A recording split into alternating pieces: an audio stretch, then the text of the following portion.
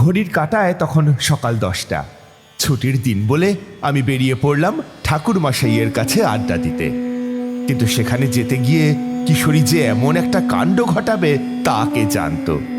আমরা দুজন গল্প করতে করতে মঠলেনের গলির মুখে ঢুকছি, ঠিক তখনই কিশোরীর সঙ্গে একজনের ধাক্কা লেগে সে হুমড়ি খেয়ে মাটিতে পড়ে গেল। সামনে দেখি কালো কাপড় পরা মধ্যবয়সী এক সন্ন্যাসী গোছের লোক, হাতে মাঝারি মাপের একটা ত্রিশূল নিয়ে দাঁড়িয়ে আছে। সে বিরক্ত স্বরে বলল, আরে ছোকরা, মন কোন দিকে থাকে? হ্যাঁ, দেখে শুনে চলতে পারো না? আমার মন্দিরে পৌঁছতে দেরি হয়ে যাবে, যত সব। কথাটা বলে সে এগিয়ে যাচ্ছিল, বাধা দিল কিশোরী। কিশোরী এমনিতেই রকচটা স্বভাবের, উঠে দাঁড়িয়ে জামা থেকে ধুলো ঝাড়তে ঝাড়তে সে অবিশ্বাস ভরা সুরে বলল, দুর্মশাই, জান তো, এই বুজরু কিনা অন্য কোথাও গিয়ে দেখাবেন। লোক ঠকিয়ে ব্যবসা করে না, সেই আর কি। আর আর ওই ওই ওই ধরাচুরো পড়লেই না সবাই সিদ্ধ সাধক হয়ে যেত। তাহলে আমাদের আর রাস্তায় বেরিয়ে 2 পয়সার জন্য হন্যে হয়ে বাড়ি বাড়ি ঘুরে ভিক্ষে করতে হতো না। কথাটা শুনেই ওই অঘরী থমকে দাঁড়িয়ে গেল। পথের 2 পাশে তখন কিঞ্চিত জনসমাগমও জমে উঠেছে। সে এগিয়ে এসে জ্বলন্ত চোখে কিশোরীর দিকে তাকিয়ে বলল, এত বড় আস্পর্ধা তোর? তুই আমাকে ভিখিরি বললি? হ্যাঁ, দাঁড়া, তুই জানিস না আমার ক্ষমতা? কিশোরী আরও ক্ষিপ্ত হয়ে এক পা এগিয়ে বলল, শ্বাসস্পর্ধার দেখেছেন কি মশাই? হ্যাঁ, কি দেখেছেন? আর দেখান তো আপনার ক্ষমতা, কি দেখান। ও তাই না? বেশ, তবে তাই হোক। আমাকে আর কিশোরীকে অবাক করে দিয়ে সন্ন্যাসী তার কাছে থাকা জলের পাত্র থেকে এক গণ্ডুষ জল তুলে মুখের কাছে এনে কিছু বিড়বিড় করতে শুরু করলো। আমি তাকে থামানোর জন্য এগোচ্ছিলাম, ঠিক তখনই দূর থেকে ঠাকুর মশাইয়ের কণ্ঠ ভেসে এলো, দাঁড়ান দাঁড়ান বলছি। কথাটা বলে তিনি দ্রুত বাজারের থলি হাতে আমাদের দিকে এগিয়ে এলেন। তারপর পাঞ্জাবির বুক পকেট থেকে একটা 100 টাকা বের করে সন্ন্যাসীর হাতে ধরিয়ে দিয়ে বললেন, এমন কাজ করবেন না, না জেনে কিশোরী ভুল করে ফেলেছে, ওকে ক্ষমা করে দিন, অনিষ্ট করবেন না, না বুঝে ভুল করেছে। টাকা এবং স্তুতির ফলে কাজ হলো। সন্ন্যাসী শান্ত হলো এবং স্থির দৃষ্টিতে তাকিয়ে রইল কিশোরীর দিকে। কিশোরীর মুখ ফ্যাকাশে হয়ে গেছে। সন্ন্যাসী চলে যেতে ঠাকুরমশাই আমাদের ইশারা করলেন ওনার পথ অনুসরণ করার জন্য। কিশোরী আর আমি তার পিছন পিছন হাঁটতে লাগলাম। বাড়ি পৌঁছে ঠাকুরমশাই বেশ উত্তপ্ত গলায় কিশোরীকে বললেন, তোমার কি কাণ্ডজ্ঞান নেই? তুমি কি সুস্থ মানসিকতার নও? কি দরকার ছিল ওই অঘরীর সঙ্গে তর্ক করতে যাওয়ার? আমি জানি তোমার ধাক্কা লেগেছিল, কিন্তু তাই বলে এত কদর্য ভাষায় কুৎসা করা তোমার একেবারেই উচিত হয়নি। আমি না হলে কি করতো জানো? কি করতো ঠাকুরমশাই? ও যে মন্ত্র পাঠ করছিল তার কিছুটা আমার কানে এসেছিল। তোমরা হয়তো খেয়াল করনি, কিন্তু আমি কাছেই চলে এসেছিলাম প্রায়। আর আমার বিশেষ ক্ষমতার গুণে দূর থেকেও অন্য সাধকের মন্ত্র আমি শুনতে পারি। ওই মন্ত্রপুত জল যদি একবার কিশোরীর গায়ে ছিটত, তাহলে কিশোরী সেখানেই অজ্ঞান হয়ে যেত। তারপর তার জীবনে নেমে আসতো দুর্ভোগ। অঘরী সম্প্রদায় ভয়ানক, ওদের এড়িয়ে চলাই ভালো। কিশোরী বেশ কিছুক্ষণ বিহ্বল হয়ে বসে রইল। আজ আর ঠাকুর মশাইকে গল্পের জন্য আবদার করা হলো না, কিন্তু তিনি নিজেই হুকো ধরিয়ে ধীরে ধীরে টান দিতে দিতে বললেন, আজ আমার ওই ঘটনার কথা মনে পড়ছে। মরতে মরতে বেঁচে গিয়েছিলাম। আমার তখন 40 বছর মতন বয়স। পৈতৃক ভিটে একাই থাকতাম। শহর থেকে বহু দূরে সেই পুরনো বাড়ি। এক গভীর রাত, যখন মনে হয় গোটা পৃথিবী ঘুমিয়ে আছে, ওই সময় দরজায় কেউ যেন কড়া নাড়ল। প্রথমে ভাবলাম হয়তো স্বপ্ন দেখছি, কিন্তু দ্বিতীয়বার যখন কড়াটা পড়ল তখন বুঝলাম না, সত্যি কেউ এসেছে। দরজা খুলতেই দেখলাম একজন লোক দাঁড়িয়ে। গায়ে গেরুয়া বা সাধু সন্ন্যাসীর চিরাচরিত পোশাক নেই, খালি গায়ে ছাই ভস্য মাখা এবং জটা আছে।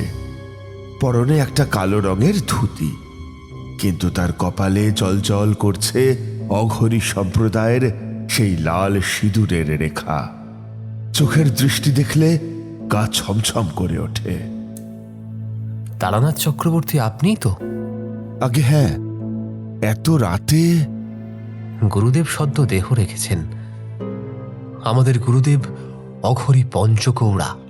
আমি চমকে উঠলাম। নামটা আমার খুব চেনা লাগছিল। মনে পড়ল সেবার এক ভয়ঙ্কর বিপদের মুখ থেকে এই নামটাই শুনেছিলাম। ওহ, তার আত্মার শান্তি হোক। কিন্তু মশাই, এত রাতে আপনি আমার কাছে কেন? আমি তো ওনার শিষ্য নই। অদ্ভুত লোকটি সোজা চোখে আমার দিকে তাকিয়ে রইল। তার দৃষ্টিতে কোনো আবেগ নেই, শুধু কর্তব্যনিষ্ঠা। গুরুদেব জানতেন তার মৃত্যুর আগে শিষ্যদের ডেকে তিনি কিছু নির্দেশ দিয়ে গেছেন, আর শেষ নির্দেশটা ছিল আপনার জন্য। আমার জন্য? কি নির্দেশ? তিনি শুধু একটাই বাক্য উচ্চারণ করেছিলেন, যা আমাদের কানে বাজছে। আমাদের আমাদের নরকপালের রক্ষক হবে শুধু তারানাথ। ঘরের মধ্যে যেন এক শীতল বাতাস বয়ে গেল। নরকপাল? আমি চুপ করে রইলাম কিছুক্ষণ। তারপর গম্ভীর গলায় বললাম, মানে কি এর? তার সেই তন্ত্র সাধনার নরকপালটি, সে তো বিপজ্জনক বস্তু। সেটার সঙ্গে আমার কি সম্পর্ক? সেটা ঠিক আমরা জানি না, বুঝলেন। গুরুদেব কেবল আপনার নাম ধরে একটাই কথা বলেছিলেন, মন্ত্রপুত এই নরকপালটি এখন আমাদের কাছেই রয়েছে। ওটি আমাদের সাধনা পথের সব থেকে পবিত্র এবং শক্তিশালী জিনিস। আপনি কি আমাদের কথা মতো গুরুদেবের শেষ ইচ্ছা পূরণ করতে প্রস্তুত, নাকি আমরা ফিরিয়ে নিয়ে যাব? আমি নিজের কপালে হাত দিয়ে কিছুক্ষণ ভাবলাম। যদি বলি প্রস্তুত নই, দেখলাম অদ্ভুত লোকটির কপালের লাল রেখাটা যেন আর উজ্জ্বল হলো অন্ধকারে। তিনি গম্ভীর স্বরে বললেন, গুরুদেবের ইচ্ছা অগ্রাহ্য করলে কি হতে পারে সেই সম্বন্ধে আপনার কোনো ধারণা আছে? আমরা সাধক, আমরা প্রতিশোধ বা অনিষ্ট করতে আসিনি। কিন্তু গুরুবাক্য পালন না হলে প্রকৃতি নিজে থেকেই রুষ্ট হয়। সেই নরকপালটিকে ভুলভাবে রক্ষা করলে তার ফল আরো মারাত্মক হতে পারে। ঠিক আছে, তার ইচ্ছা আমি পূরণ করব। আমি এই দায়িত্ব নিচ্ছি। লোকটি শুধু মাথা নেড়ে সম্মতি জানালেন। তারপর তিনি নিস্তব্ধ রাতের অন্ধকারে যেমন এসেছিলেন ঠিক তেমন করেই মিলিয়ে গেলেন। গুরু পাঞ্চকৌড়া? আমি তো কোনোদিন এই নামের অঘরীকে চিনি না। কথাটা ভেবে আমি হতভম্ব হয়ে গেলাম। পাঞ্চকৌড়া নামের কোনো অঘরীর কাছ থেকে আমি কোনোদিন সাহায্য পাইনি। ওই লোকটি তবে কার কথা বলছেন? কোন ঋণের কথা? আমার মাথা ঘুরতে লাগলো। পর মুহূর্তেই দরজায় আবার কড়া নাড়ার শব্দ। এইবার আরো জোরের সঙ্গে, যেন অধৈর্য হয়ে কেউ ডাকছে। আপনি ফিরে এলেন যে? আমি তো একটা জিনিস ভাবছিলাম, আমি পাঞ্চকৌড়া নামের কোনো অঘরীকে... লোকটি হাত তুলে আমাকে থামিয়ে দিলেন। তার মুখে সামান্য ভয়ের রেখা ফুটে উঠেছিল। কিছু যেন বলতে ভুলে গেছেন, এমন কিছু। উনি ধরা গলায় বললেন, গুরুদেব বলেছে আপনি জানবেন, সময়ের সাথে সব স্পষ্ট হয়ে যাবে। কিন্তু এখন আর যে সময় নেই। আপনি না এলে আমরা সবাই মারা যাব। মারা যাবেন মানে? কি হচ্ছেটা কি? তিনি মানে আমাদের গুরুদেব তার নরকপালটিকে আমাদের হাতে দিয়ে যেতে পারেননি। শুধু এইটুকুই নির্দেশ দিয়েছিলেন যে নরকপালটি এখন এমন এক জায়গায় আছে যেখানে তার শক্তি ক্রমশ ক্ষয় হয়ে যাচ্ছে, এবং তা আমাদের আরো দুর্বল করে দিচ্ছে। দয়া করে চলুন, ভোর হওয়ার আগে এই কাজটা শেষ করতে হবে। যে কোথায় যেতে হবে? বর্ধমান, সেইখানে এক পুরনো শ্মশান আছে। চলুন চলুন, এক্ষুনি চলুন, আমাদের হাতে সময় কম। অগত্যা আমাকে লোকটির পিছু নিতে হলো। অন্ধকারে রাতে আমরা দুজন চলতে লাগলাম এক অজানা গন্তব্যের উদ্দেশ্যে।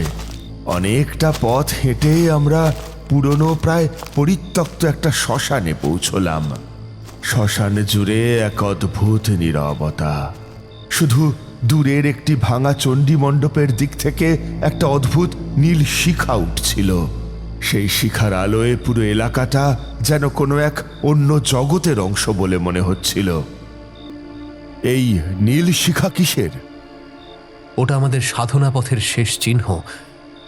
ওটা যেখানে জ্বলছে সেইখানেই গুরুদেবকে শেষ বিশ্রামের জন্য রাখা হয়েছিল, এই 1 মাস আগেই। আমি দেখলাম ভাঙা চণ্ডী মণ্ডপের আড়ালে একটি গভীর গর্ত। পাঞ্চকৌড়াকে সেখানে উল্টো করে 1 মাস ধরে পুঁতে রাখা হয়েছিল কোনো এক বিশেষ তান্ত্রিক প্রক্রিয়ার অংশ হিসেবে। সেই গর্তের কাছ থেকে একটি দূষিত তীব্র বাতাস বেরিয়ে আসছে, যা নাকে লাগতেই আমার গা গুলিয়ে উঠল। এত দুর্গন্ধ কেন? আর এ কি, মনে হচ্ছে ভিতরে কেউ। ঠিক সেই মুহূর্তে আমার কানে একটি ক্ষীণ, অত্যন্ত দুর্বল কিন্তু স্পষ্ট শব্দ ভেসে এলো। শব্দটি যেন সেই গর্তের গভীর থেকে উঠে আসছে। যাত্রা যাত্রা। কি কথা বলছে? ওটা কিসের শব্দ? লোকটি আমার কানের কাছে ফিসফিস করে বলল, গুরু উঠতে চান শেষ সাক্ষাতের জন্য। আপনি এসে গেছেন জেনে তাঁর অস্থিরতা আরো বেড়েছে। হ্যাঁ, তিনি দেহ রেখেছেন বটে, কিন্তু এই সাধন ভূমিতে তাঁর চেতনা এখনো আবদ্ধ রয়েছে। তিনি আপনাকে একবার শেষ দেখা দিতে চান, তাঁর নরকপালটি আপনাকে নিজের হাতে তুলে দেওয়ার জন্য। দেহ রেখেছেন অথচ উঠে আসতে চান? সে কি করে সম্ভব? অঘরীদের পথ বড়ই রহস্যময় তারানাথ। মন্ত্রের জোরে সব উঠে আসে। আপনি এগিয়ে আসুন, গুরুর কাছে যান, ভয় পাবেন না। তিনি আপনার কোনো অনিষ্ট করবেন না।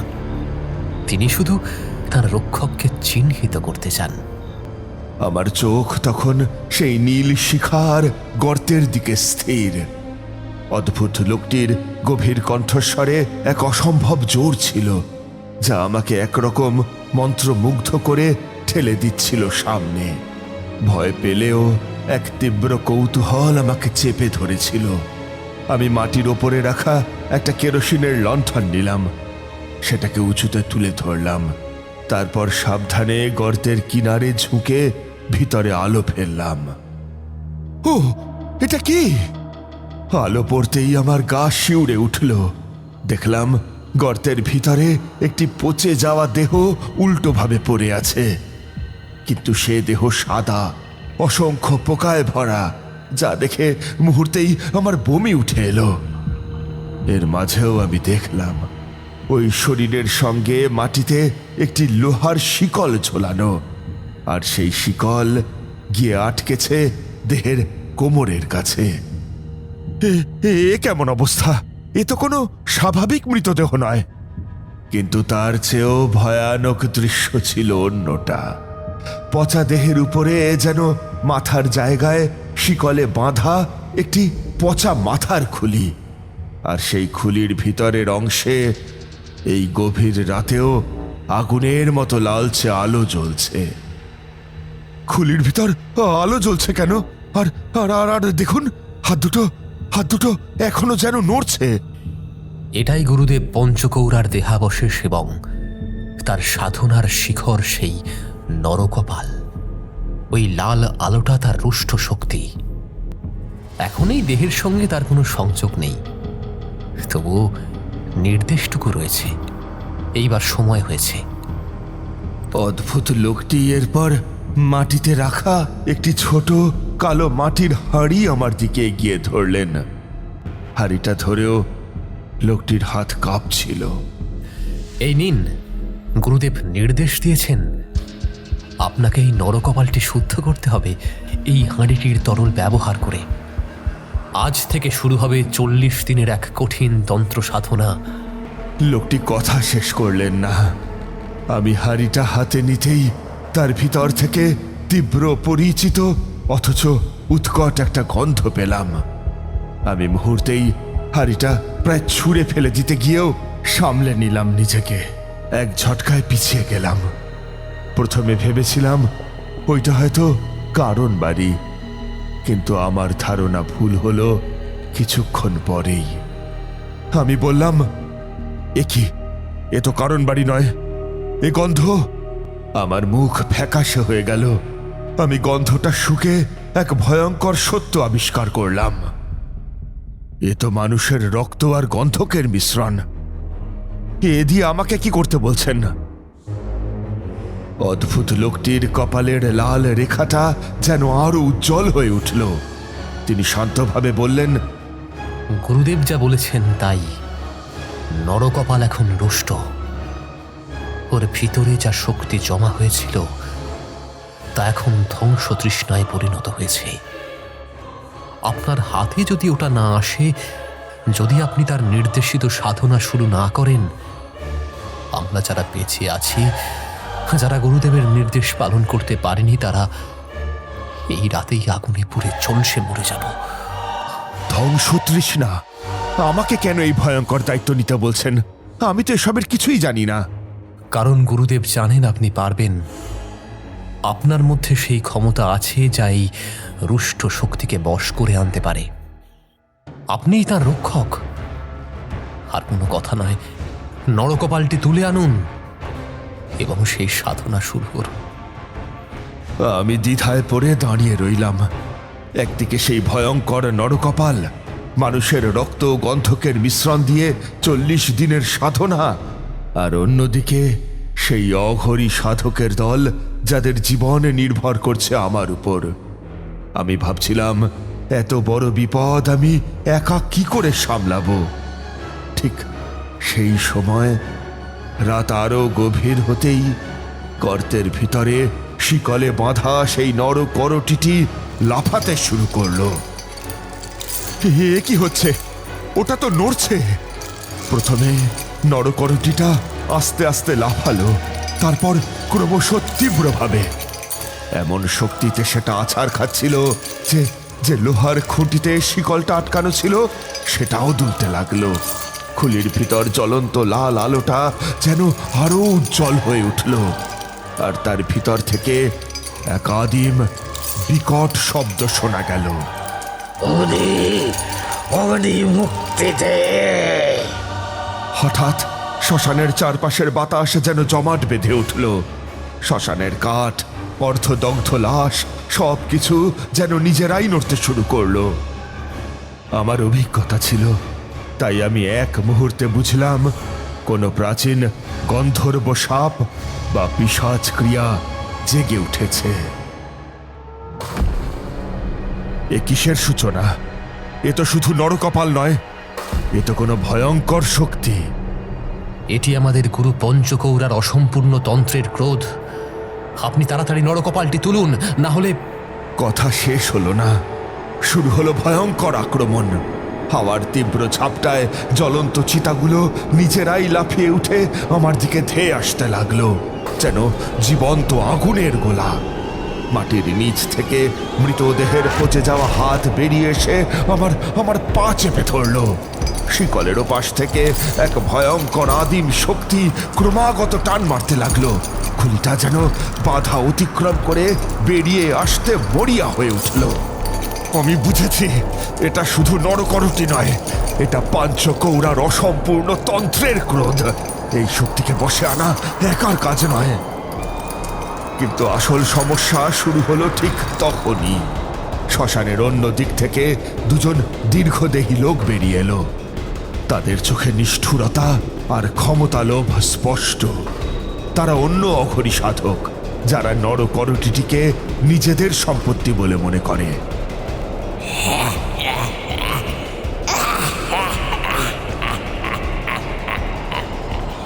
তারানাথ, তুই কাকে রক্ষা করতে এসেছিস? এই নরকপাল আমাদের, তোর মতো একজন সাধারণ মানুষের উপর অঘরীর অধিকার নেই। আমরা হলাম ঝিড়ি মহন্ত আর কাত্তাই বাউরা। আমরা এই নরকপালের সত্যিকারের অধিকারী। এটি আমাদের গুরুর পরম্পরার সম্পত্তি।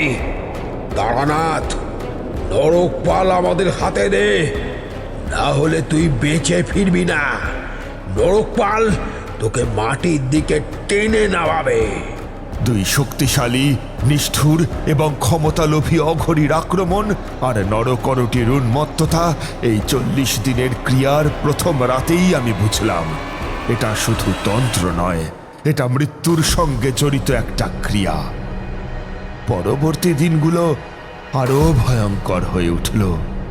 রাত বাড়ার সাথে সাথে নরকরটি আরো উন্মত্ত হতে লাগলো।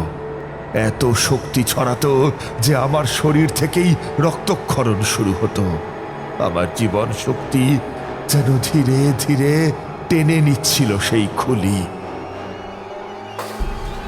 দিনের বেলায় ওই অঘরী দুজন, ঝিরি মহন্ত আর কাত্তাই বাউরা, আমাকে ছায়ার মতো অনুসরণ করত। আমি পূর্ব বর্ধমান জেলার শ্মশানের ধারে ওই অদ্ভুত লোকটির দেখা পেতাম শুধুমাত্র রাতের দিকে। লোকালয়ের কাছে একটা ছোট্ট কুঁড়ে ঘরে থাকতাম, কিন্তু থাকা দায় হয়ে উঠল ওই দুই অঘরী শিষ্যের উৎপাতে। ওরা আমাকে আমার কাজ থেকে বিরত করার জন্য বারংবার আক্রমণ করত। সে কিন্তু শুধু সরাসরি আক্রমণ নয়, তন্ত্রের নিম্ন শ্রেণীর অনেক ক্রিয়া করত, যার মধ্যে দিয়ে আমার জীবন দুর্বিষহ হয়ে উঠেছিল। কখনো সাপের ছোবল খেতে গিয়ে বেঁচে গেছি, তো কখনো বিছের কামড় খেতে গিয়ে বেঁচেছি। আমার নিজের নিরাপত্তার জন্য আমাকে বাড়ি ছাড়তে বাধ্য হতে হলো। সেই শ্মশানই হয়ে উঠল আমার ঠিকানা। এছাড়াও প্রত্যেক রাতে আমি স্বপ্নে দেখতাম পচে যাওয়া পাঞ্চকৌড়ার দেহটা আমাকে বলছে, ও মোক্ষ চাই, আমাকে বাঁচাও, না হলে তোকে নিয়ে যাব। 40তম রাতে সেই চূড়ান্ত মুহূর্ত এলো। সারা শ্মশান ঝড়ের মতো কাঁপতে লাগলো, মাটি ফেটে যেতে শুরু করলো, নরকরটির বাঁধন সেই লোহার শিকল ছিঁড়ে যেতে শুরু করলো। আমি তখন শেষ মন্ত্র জপ করছি। নরকরটিটা আছড়ে আছড়ে লাফাতে লাগলো, যেন সেটা আলো আগুনের এক জীবন্ত পিণ্ড। হঠাৎ সেই উন্মত্ত খুলির ভিতর থেকে পাঞ্চকৌড়ার গলা ভেসে এলো, যা এবার আরো শক্তিশালী, আরো স্পষ্ট। দে দে দে আমাকে, দে অগ্নি, শেষ অগ্নি। আমি জানতাম শেষ অগ্নি মানে আত্মা মোক্ষ। পাঞ্চকৌড়ার রুষ্ট চেতনা মুক্তি চাইছে, কিন্তু সেই মোক্ষ দিতে গেলে নিজের প্রাণও চরম ঝুঁকিতে পড়বে। নরকরটির উন্মত্ত শক্তি এখন আমার শরীর থেকে শেষ রক্তবিন্দু টেনে নিতে চাইছে। ঠিক সেই চরম মুহূর্তে ঝিরি মহন্ত আর কাত্তই বাউরা লাফিয়ে আমার কাছে চলে এলো। তাদের চোখে তখন শুধু নরকপাল ছিনিয়ে নেওয়ার উন্মাদনা।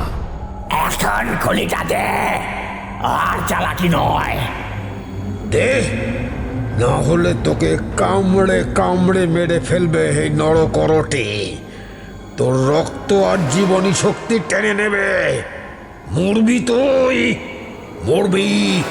ঠিক তখনই একটা অদ্ভুত ঘটনা ঘটল। শ্মশানের গাছগুলো নিজেদের থেকে তুলতে শুরু করলো, যেন কোনো অদেখা মন্ত্রের প্রভাবে তারা মাথা নাড়ছে। সেই দুলুনি থেকেই এক অদ্ভুত প্রাচীন মন্ত্রধ্বনি ভেসে এলো। ওম আং হ্রিং ক্লিং চামুণ্ডায় বিচ্ছে। এ কিসের শব্দ? আমি দেখলাম নরকরটির গর্তের ভিতরকার মাটি আরো ফেটে গেল, আর মাটির নিচ থেকে বেরিয়ে এলো পাঞ্চকৌড়ার নিজের হাত। সেই পচনশীল হাতটি কম্পিতভাবে আমাকে যেন ইশারা করলো। আবার ওই একই কণ্ঠ ভেসে এলো, আগুন, শুধু আগুন। আমি চোখ বুজে একটা দীর্ঘশ্বাস নিলাম। আমার মনের দ্বিধা দূর হয়ে এবার এলো ইস্পাত কঠিন সংকল্প। আমি বুঝলাম এটাই শেষ সুযোগ, হয়তো আমার জীবনেরও শেষ মুহূর্ত। আমি মনে মনে বললাম, ঠিক আছে গুরুদেব, আপনার ঋণ আমি শোধ করব, আপনি মুক্তি পান। মুহূর্তের মধ্যে আমি এক হাতে উন্মত্ত খুলিটা চেপে ধরলাম আর অন্য হাতে কাছে পড়ে থাকা একটি আগুন ধরা কাঠ তুলে নিলাম। অগ্নি তোমার মুক্তি। পরের মুহূর্তে আমি জ্বলন্ত কাঠটি নরকরটির ভিতরকার সেই লালচে আলোর উৎসের দিকে ছুড়ে দিলাম। সঙ্গে সঙ্গে গোটা শ্মশান এক ভয়ঙ্কর তীব্র আলোয় ফেটে পড়ল। সেই আলো এত উজ্জ্বল ছিল যে চোখ ঝলসে যাচ্ছিল। ঝিরি মহন্ত ও কাত্তাই বাউরা ভয় চিৎকার করে উঠল, কিন্তু আমি রইলাম নীরব। আমার চোখ তখনও বন্ধ।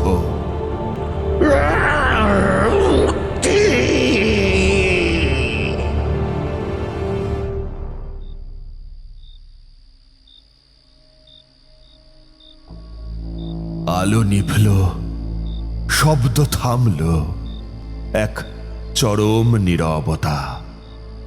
তারপর সব অন্ধকার। আমি জ্ঞান হারালাম। পরদিন সকালে যখন লোকালয়ের কিছু মানুষ শ্মশানে কাঠ কুড়োতে এসেছিল, তারা এক অদ্ভুত দৃশ্য দেখল। ওই দেখো, এ কি হয়েছে? এ সব যেন পুড়ে গেছে। ওই যে লোহার শিকলটা ছিঁড়ে মাটিতে পড়ে আছে, আর ওই দিকে কারা যেন। তারা দেখল যেখানে নরকরটিটি বাঁধা ছিল সেই শিকলটি ছিঁড়ে মাটিতে পড়ে আছে। পাঞ্চকৌড়াকে যে গর্তে পুঁতে রাখা হয়েছিল সেই গর্তটিও সমতল হয়ে গেছে। আর সবচেয়ে ভয়ঙ্কর দৃশ্য, শ্মশানের এক কোণে ঝিরি মহন্ত আর কাত্তাই বাউরা দুই অঘরীর দেহ ছাই হয়ে পড়ে আছে, যেন কোনো তীব্র আগুনে তারা পুড়ে গিয়েছে। জ্ঞান ফিরতে দেখি পুরনো একটি মন্দিরের পূজারী আমার সেবা করছেন। নরকপালের সেই শক্তি, সেই ক্রোধ আমার শরীর থেকে তখনও বের হচ্ছিল। আমি মরিনি, কিন্তু আমি জানতাম না সেই নরকপালের শক্তি আসলে আমারই ভিতরে প্রবেশ করেছিল। বলছেন কি ঠাকুর মশাই? হ্যাঁ কিশোরী, সেই ঘটনার পর থেকে আমি অনেক কিছু দেখতে ও জানতে শুরু করি। আর ওই কারণেই ওই অঘরী লোকটি সেদিন আমার কাছে এসেছিলেন। একদিকে যেমন তার গুরুর আত্মার মুক্তি হলো, তেমনি আমি এক অপরাজেয় শক্তি লাভ করলাম। আর শ্মশানের ঘটনাগুলো জেনেছিলাম জ্ঞান ফেরার পর মন্দিরের পূজারীর কাছে। ওরাই আমাকে ধরাধরি করে নিয়ে গিয়েছিল। আমি নাকি গোটা রাত শ্মশানেই পড়েছিলাম জ্ঞান হারিয়ে। ঠাকুরমশাই হুকোর নলটা নামিয়ে রাখলেন। তার চোখ দুটো তখনও সেই 40তম রাতের ভয়ঙ্কর স্মৃতির রেশ ধরে রেখেছে। কিশোরীর আতঙ্কিত চাহনি দেখে তিনি একটু হাসলেন। সে হাসি যেন এক গভীর রহস্যের ইঙ্গিত। কিছুদিন পর আমি সেই পূজারীর সেবা পেয়ে সুস্থ হয়ে উঠলাম এবং নিজের পৈতৃক ভিটে নিরাপদে ফিরে এলাম।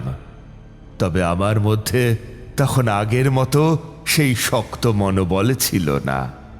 আমার শরীর মন জুড়ে ক্লান্তি, ভয় আর বিস্ময়ের এক অদ্ভুত ছাপ ছিল, যে কেউ দেখে বলে দিতে পারবে আমার উপর দিয়ে একটা তীব্র ঝড় বয়ে গেছে। এরপর কি হলো ঠাকুর মশাই? তবে সব শেষে একটা লাভের লাভ যেটা হলো সেটা হলো আমি ইচ্ছে করলেই অনেক কিছু জানতে পারি, দেখতে পারি, যা সাধারণ মানুষ দেখতে পায় না। আমার ঘরের টেবিলে তখন একটা অদ্ভুত জিনিস রাখা ছিল, একটা কালো ভস্মমাখা থলি। থলিটা খুবই পুরনো, মনে হয় কোনো তন্ত্র সাধকের ব্যবহৃত। সেটা হঠাৎ করেই আমার কাছে চলে এসেছিল। আচ্ছা, ওই থলিটায় কি ছিল ঠাকুর মশাই? ওটা আপনার টেবিলে এলো নিজে থেকেই? ওটাই সেই শ্মশানের শেষ স্মৃতিচিহ্ন। পাঞ্চকৌড়ার সাধনার কিছু উপকরণ আর নরকপালটির অবশিষ্ট অংশ। এটা কাউকে ছুতে দেইনি আমি, কখনো নয়। এরপর মাঝে অনেকগুলো বছর অতিবাহিত হয়ে গেল।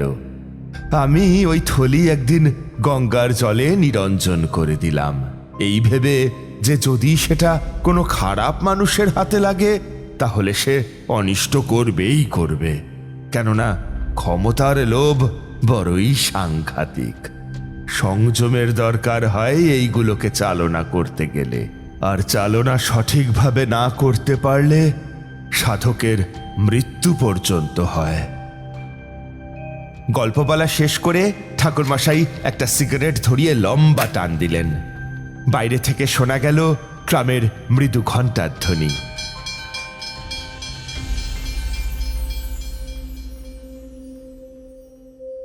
আমাদের এই গল্প যদি আপনাদের ভালো লেগে থাকে তাহলে অবশ্যই লাইক করবেন এবং শেয়ার করবেন। যারা চ্যানেলটিতে নতুন তারা অবশ্যই সাবস্ক্রাইব করুন। শুধু বেল আইকনটি টিপে নোটিফিকেশন অন করে দিন, যাতে আমাদের পরবর্তী কাজগুলোর খবর সবার আগে আপনার কাছে পৌঁছয়। ধন্যবাদ।